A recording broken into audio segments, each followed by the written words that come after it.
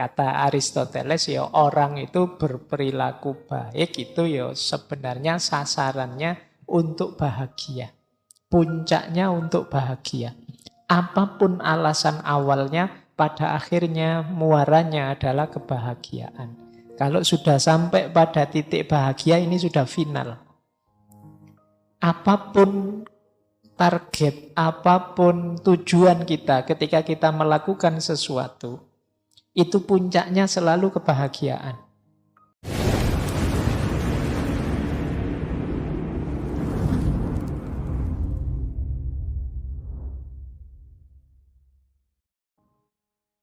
Assalamualaikum warahmatullahi wabarakatuh.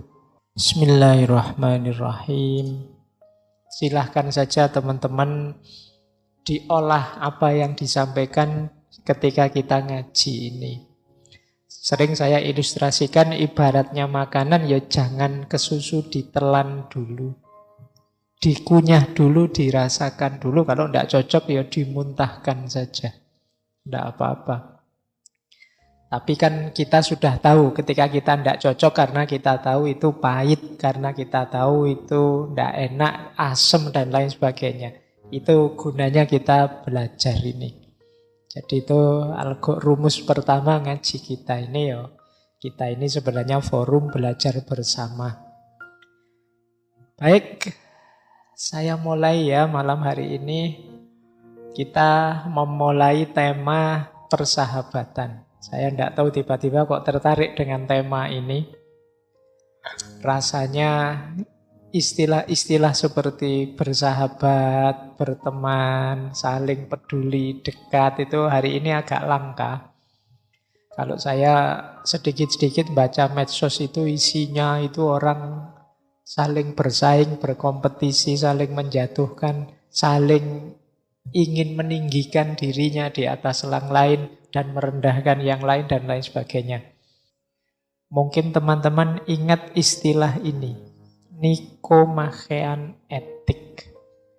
Boleh dicari ngaji filsafat, zaman-zaman dulu itu ada satu tema membahas ini. Jadi kalau dalam pikirannya Aristoteles, persahabatan itu masuk bab etika. Etikanya Aristoteles itu namanya etika Nikomachean. Pak, Nikomachean itu apa? Nikomachean itu nama orang. Jadi Aristoteles punya ayah namanya Nikomachus dan nanti putra beliau juga diberi nama Nikomachus. Mungkin Nikomachus Junior lah. Jadi karena ayahnya dan anaknya namanya Nikomachus, nanti tulisan Aristoteles yang tentang etika diberi judul Nikomachean Etik. Ada kemungkinan yang memberi judul putra beliau sendiri karena nanti yang melanjutkan kepemimpinan Aristoteles di kampusnya, kampus beliau namanya Lyceum, itu anaknya ini, Nikomachus ini. Dan ini nanti tulisan-tulisan dikumpulkan tentang etika. Ada sekitar 10 buku yang dikumpulkan jadi satu, judulnya Nikomachean. Nah, bab tentang persahabatan ini ada di bab, kalau saya tidak salah ya, 8 sampai 9. Nah, malam hari ini sudah punya referensi ya, bayangan teman-teman. Coba nanti kalau ingin memperdalam tema ini, cek di bab ke-8 sampai bab ke-9. Baik, saya tidak perlu cerita tentang biografi beliau. Beberapa kali Aristoteles ini jadi tema kita. Nah, Nikomachean etik ini alirannya namanya eudaimonia. Eudaimonia itu artinya kebahagiaan.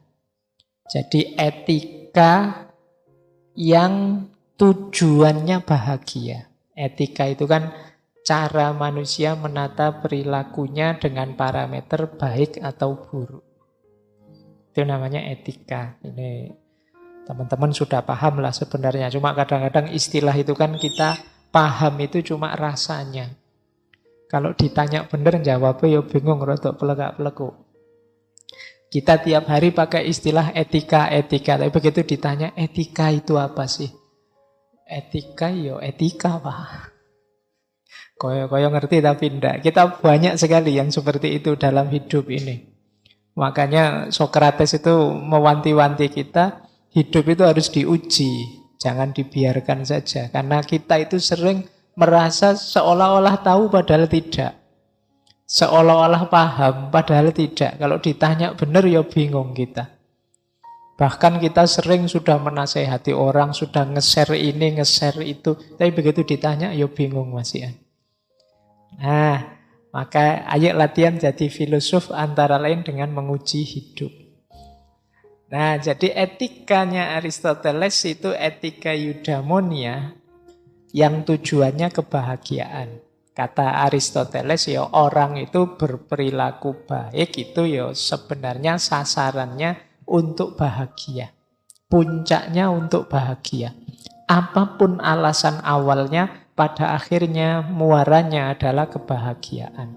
Kalau sudah sampai pada titik bahagia ini sudah final. Apapun target, apapun tujuan kita ketika kita melakukan sesuatu, itu puncaknya selalu kebahagiaan. Jadi ngaji ini, kenapa sih ngaji? Mungkin alasannya macam-macam. Tapi alasan itu kalau dikejar terus. Ya Pak, saya biar ngerti filsafat. Kalau ngerti filsafat terus gimana? Yo biar saya bisa berpikir yang tertib Pak. Kalau sudah bisa berpikir tertib terus gimana? Kalau dikejar terus akhirnya bahagia. Jadi kata Aristoteles nilai puncaknya etik itu kebahagiaan. Ya, pikiran ini nanti sehingga disebut eudaimonia. Aliran tentang kebahagiaan. Kalau sudah sampai bahagia itu biasanya sudah tidak ada lanjutannya lagi. Loh kamu bahagia buat apa? Sudah tidak ada. Ya bahagia sudah puncaknya sudah. Akhir dari perjalanan kebaikan kita itu kebahagiaan. Inilah mengapa nanti alirannya dikenal sebagai eudaimonia. Aliran yang fokus pada kebahagiaan. Tujuan hidup ini untuk bahagia. Nah, hubungannya apa dengan persahabatan nanti? Ya persahabatan itu bagian dari kebaikan. Kebaikan itu syarat orang untuk sampai pada kebahagiaan. Jadi itu ringkesnya saya tulis di situ. Jadi tujuan hidup itu bahagia. Untuk bisa bahagia harusnya kita melakukan yang baik. Hati-hati jangan sampai tertipu dengan kebahagiaan yang tidak lewat jalur kebaikan. Kemungkinan kita tidak akan sampai di terminal kebahagiaan. Maka untuk bahagia harus baik. Ya, saya lanjutkan. Nah, untuk baik, karakter kita harus baik. Nah, jadi ini menarik urutan-urutannya. Jadi tujuan hidup ini adalah bahagia. Untuk jadi bahagia, kita harus jadi orang baik. Untuk jadi orang baik, karakter kita harus baik. Jadi tindakan baik, karakter baik, itulah nanti yang membawa kita pada kebahagiaan. Kenapa sih Pak kok harus karakter baik dulu? Karena kebaikan yang lahir tidak dari karakter yang baik itu pura-pura pencitraan. Dan itu tidak membahagiakan, tidak sesuai dengan jiwamu. Jiwamu sebenarnya pingin apalah masih meledak-ledak, masih susah diajak jujur, susah, masih nakal. Itu kan karaktermu masih jelek. Itu kalau ingin sinkron ya keluarnya perbuatan buruk. Ketika kalian memaksa dengan perbuatan baik dari karaktermu yang buruk, ini kan membuatmu tidak bahagia, tidak cocok dengan jiwamu. Jadi maka syarat kuncinya pembentukan karakter. Inilah nanti makanya etikanya Aristoteles ini dikenal sebagai virtu etik. Virtu etik itu etika kebijakan, kebajikan. Jadi tindakan yang baik yang muncul dari karakter yang baik. Sistem etika yang lain itu biasanya melihatnya macam-macam. Ada tujuannya, pokoknya kalau tujuannya baik ya baik, namanya teleologis. Ada yang melihat jenis perbuatannya. Kalau jujur, kalau amanah, kalau bisa dipercaya itu pasti kebaikan, pasti baik. Tapi di Aristoteles ini enggak. Yang dilihat pertama karakternya. Tidak pasti orang jujur itu baik. Ada orang jujur itu ya biar dipuji orang saja. Ada yang pencitraan saja. Ada yang macam-macam. Tidak mesti yang hari ini hadir ngaji itu ya niatnya untuk ngaji. Kan bisa macam-macam. Ada yang ya nongkrong-nongkrong saja Pak, rame-rame. Ada yang lumayan ono kopi gratis, teh gratis. Ada yang macam-macam kan di sini. Niatnya macam-macam. Jadi jenis perbuatannya kan sama. Tapi muncul dari karakter yang beda-beda sehingga melahirkan niat, motif yang beda-beda, ya hasilnya beda-beda. Ada yang sampai sini bahagia, ada juga yang tidak. Kalau ingin bahagia, ya jenis tindakannya harus baik, yang itu lahir dari karakter yang baik. Nah, ini teorinya Aristoteles. Baik, saya lanjutkan ya. Ini rasanya kan cocok dengan banyak norma-norma agama. Cara berpikir begini, meskipun agak dalam sedikit cara mikirnya. Nah, nanti di Aristoteles dilanjutkan gimana kemudian caranya membentuk karakter yang baik. Ada 4 prosesnya. Yang pertama, imitasi. Yang kedua, internalisasi. Yang ketiga, aksi. Yang keempat, baru jadi habit. Kalau sudah jadi habit, jadi karakter. Imitasi itu meniru. Nah, ini biasanya anak kecil. Lihat, kok asik ya, kok enak ya rasanya. Nah, terus ditiru, itu anak kecil, imitasi. Rajin ke masjid karena niru bapaknya, itu anak kecil. Semangat ngaji karena niru ibunya, itu anak kecil. Jadi setelah itu biasanya terus terjadi internalisasi. Internalisasi itu pembatinan. Mulai masuk dalam dirinya. Niru sholat, kemudian dia merasakan nyamannya sholat. Niru ngaji, niru ngomong yang halus dan lain sebagainya. Itu kan terus masuk, mengalami internalisasi. Setelah internalisasi terus aksi. Nah, ini beda dengan niru. Kalau aksi, ini tindakannya sendiri secara sadar. Awalnya sih niru, tapi sekarang ya sadar bahwa sholat itu penting, ngomong yang sopan itu baik dan lain sebagainya, terus melakukan itu. Dilakukan terus lama-lama jadi habit, kebiasaan. Kalau sudah biasa nanti jadi karakter. Jadi karakter itu diawali dari niru, kemudian masuk mengalami internalisasi, kemudian melahirkan aksi sadar, dan akhirnya jadi kebiasaan atau habit. Kalau sudah habit itu sudah mengakar. Kalau sudah karakter itu tidak begitu, tidak enak, otomatis keluar dari diri kita pasti begitu. Kalau sudah terbentuk karakter jujur, tidak jujur, tidak enak. Meskipun tidak dipikir panjang, yang keluar pasti jujur itu. Itu namanya karakter. Nah, jadi semoga kita sudah naik kelas ya. Karena banyak orang sampai dewasa, sampai tua levelnya masih imitasi. Niru terus, sampai tua niru terus. Tidak pernah berpikir mandiri melahirkan aksi apalagi habit.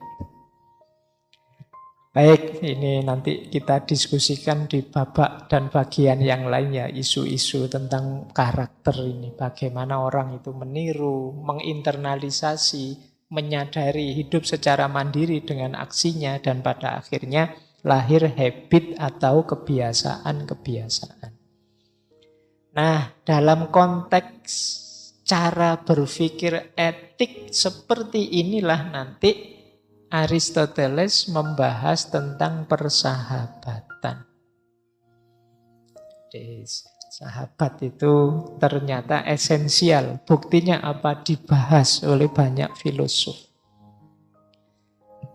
Baik, kita lanjutkan. Sekarang definisi ya. Sebelum ke definisi, menurut Aristoteles, persahabatan itu kalau dalam bahasa Yunaninya philia. Sama dengan istilah yang dipakai oleh filsafat. Filsafat itu kan philia dan sophia. Filosofia. Kalau dalam bahasa Yunani, cinta itu, kedekatan itu ada 4 istilahnya. Ada eros, ada philia, ada storge, ada agape. Ini 4-4-nya cinta. Kalau eros itu cinta romantik. Ada gerengnya, ada rasanya. Ya, biasanya yang laki-laki dan perempuan itu kan ada rasa. Ini namanya eros. Rasa seneng, rasa suka, level asmara. Ini eros. Biasanya laki-laki dan perempuan yang normal ya. Nah, kalau kan ada yang perlu treatment khusus. Jadi itu namanya eros. Nah, nanti ada philia. Philia itu persahabatan. Jadi laki-laki dan laki-laki atau laki-laki dan perempuan juga bisa, tapi ini teman, sahabat. Rasanya beda dengan yang eros tadi. Jadi kalau ada cowok jalan dengan cowok itu jangan kesusu dicurigai, wah kamu kelainan. Ya enggak. Ini tidak ada eros di sini, yang ada philia, persahabatan.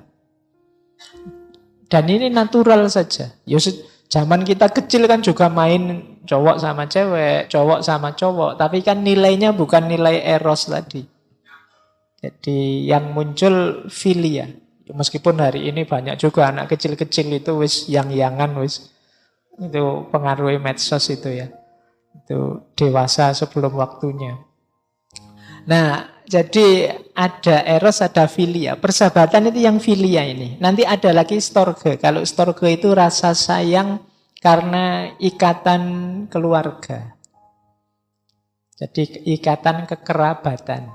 Kita sama saudara, sama adik. Itu kan beda rasanya. Sayang kita sama pacar, sayang kita sama sahabat, sayang kita sama orang tua. Itu kan sama-sama sayang. Istilahnya kalau dalam bahasa Indonesia mungkin sama-sama cinta. Cinta orang tua, cinta pacar, cinta sahabat, itu sama-sama. Tapi beda jenisnya. Rasanya juga beda kan. Bisa teman-teman bedakan itu rasanya. Nah, ada lagi yang puncak yaitu agape. Kalau agape ini orang sering menyebutnya cinta ketuhanan atau ikhlas. Atau cinta yang tanpa pamrih, tanpa syarat. Itu namanya agape. Nah, jadi ini pelajaran cinta ya. Itu berapa kali kita bahas ini. Nah, philia inilah relasi cinta dalam persahabatan. Apakah itu teman, sama-sama ngaji, sama-sama di kampus, sama-sama di kelas, tetangga kos dan lain sebagainya, itu rasa yang tumbuh di antara mereka ini namanya philia. Nah, definisinya apa? Persahabatan yang jenisnya philia itu. Jadi persahabatan itu relationship yang saling mengakui, mutually recognize. Kemudian saling suka. Kemudian niatnya baik, tujuannya baik, dan ada aktivitas-aktivitas bersama. Ini cirinya sahabat. Paling mudah, definisi sederhananya, siapa sih yang masuk sahabatku itu? yang kita saling mengakui. Aku mengakui kehadiranmu, kamu mengakui kehadiranku. Kalau tidak saling mengakui, ya tidak mungkin jadi sahabat. Ah, kamu musuhku, kamu rivalku, kamu bukan aku. Sama-sama Indonesia, tapi kamu kan, kalau hari ini di medsos rame itu pakai julukan-julukan, kamu kan kadrun, kamu kan cebong, kamu kan banyak. Ah, itu tidak mengakui hadirnya. Jadi tidak mungkin jadi sahabat. Kemudian sama-sama suka. Tidak mungkin kan, kamu sahabatku tapi aku benci sekali padamu, kan tidak mungkin. Sahabat ya mesti suka. Kalau ada diksi-diksi benci itu biasanya ya kata-kata benci tapi yang maksudnya sayang. Manusia itu unik ya, kadang keluarnya benci tapi maksudnya sayang. Aku benci banget sama kamu itu. Masa kalau dijemput aku malah nunggu lama misalnya. Itu kan kata-katanya benci tapi sebenarnya maksudnya sayang. Nah, mutually liking, jadi sama-sama suka. Aku suka kamu, kamu juga suka padaku. Suka filia ya, bukan suka yang eros tadi. Saya itu kalau ngomong ini bayanganmu mesti urusan yang ke eros tadi. Enggak, ini sahabat, sahabat. Ya kan meskipun antar jemput kan bisa saja cuma sahabat. Ya. Loh, buktinya kamu nembak kan terus dia mintanya kita sahabatan aja ya. Ya, jadi ini relasi yang lebih umum kan di situ. Jadi relasi yang bersahabat. Baik, saya lanjutkan. Jadi ada rasa sama-sama suka. Kemudian niatnya baik, tujuannya baik, ya ini pasti ya.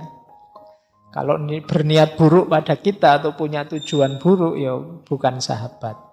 Dan biasanya ada aktivitas-aktivitas bersama. Kalau sangat jauh biasanya agak sulit menjalin persahabatan. Meskipun hari ini bisa dimediasi oleh media sosial. Aktivitas-aktivitasnya lebih terbatas. Tapi bersahabat itu biasanya ada aktivitas bersama. Meskipun mungkin hari ini kita sahabatan terus kok Pak, meskipun jauh. Aktivitasnya lewat WA, lewat Instagram, grup, Telegram, dan lain sebagainya. Ya monggo saja. Tapi ini cirinya persahabatan itu. Jadi definisi sederhananya sahabat itu kita saling mengakui, kita saling suka, sama-sama berniat baik dan bertujuan baik. Terakhir kita punya kepentingan bersama sehingga ada aktivitas-aktivitas bersama. Itulah sahabat. Nah, Pak, kalau ngaji seperti ini ngumpul mesti sahabat enggak? Ya tinggal kamu urai, ini kita sama-sama suka apa enggak? Mungkin ngumpul, tapi hatinya enggak nyambung. Enggak kok Pak, saya enggak kenal gimana bisa suka misalnya. Berarti yang ngumpul saja, tidak ada rasa di situ. Belum level sahabat, belum friend. Masih hanya mungkin dekat saja karena ada aktivitas bersamanya, tapi tidak ada tadi sama-sama suka, sama-sama mengakui. Kan banyak majelis, banyak arena itu yang ngumpul saja tapi tidak ada rasa di situ. Atau ada bahkan yang ngumpul saja tapi isinya malah musuhan. Kayak orang main judi itu kan ngumpul, itu remi itu kan ngumpul. Tapi kan isinya musuhan, pengen saling mengalahkan. Koyok-koyok ngumpul, wah rukun sekali ini. Rukun gimana ini, sedang berjuang biar dia kalah ya. Jadi itu pasti bukan sahabat. Kalau bahasanya Al-Quran itu kan tahsabuhum jami'an wa qulubuhum syatta. Engkau anggap mereka itu ngumpul jadi satu padahal qulubuhum syatta. Padahal hatinya itu saling musuhan. Jadi kan banyak di TV-TV itu ada forum yang ngumpul tapi hatinya saling bermusuhan. Pasti tidak sahabat. Jadi sahabat itu ya cirinya tadi. Baik, saya lanjutkan. Nah ini ada kalimat yang masyhur dari Aristoteles. Sahabat itu sebenarnya satu jiwa yang ada dalam dua tubuh. Saya tidak tahu Mungkin ada kelompok yang punya jargon salam satu jiwa, saya tidak tahu kelompok apa. Tapi itu yang punya Aristoteles sebenarnya. Jadi ini sahabat itu hakikatnya kita ini satu jiwa, tapi tinggal dalam dua tubuh. Katanya lagi, sahabat itu adalah second self, diri kita yang kedua. Dialah yang tahu persis tentang apa dan bagaimananya kita. Sehingga kadang-kadang orang itu kalau ingin tahu seperti apa sih anak ini, cirinya, gayanya, wataknya, lihat sahabatnya. Nah, dia tidak akan jauh-jauh dari situ. Makanya hati-hati nyari sahabat, karena dia akan dianggap second self kita, diri kita yang kedua.